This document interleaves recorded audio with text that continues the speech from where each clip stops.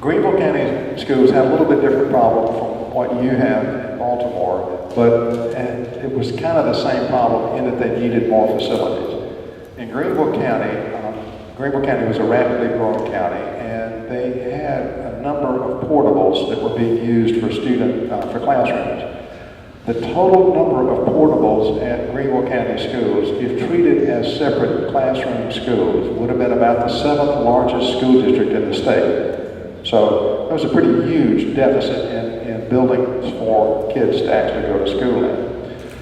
So that was the big problem that they had. We started working with them around 1991, 1992. And the problem we faced in 1993 was they had an estimate of about $336 million that needed to be built if they were going to catch up with where they needed to be for schools.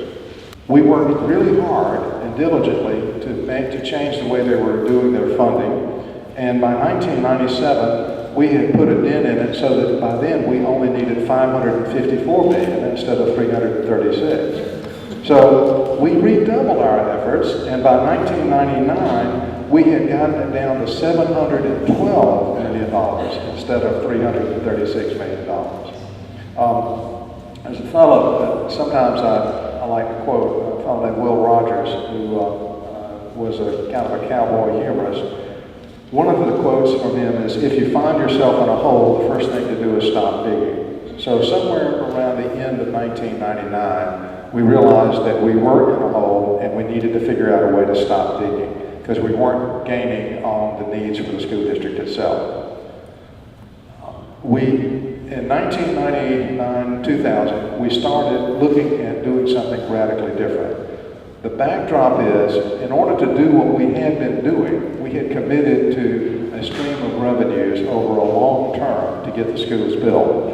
Forget the nature of the revenues and all the rest of the details, just we had a number that we could work with. The problem is we were using it to build 1 or 2 schools a year instead of tackling the entire problem of the school district. And by the time we got 1 or 2 schools built, they needed another 1 or 2 schools. And by the way, the older schools were getting further and further dilapidated, so we needed more money for them. So we just couldn't get out of the hole that we were getting into.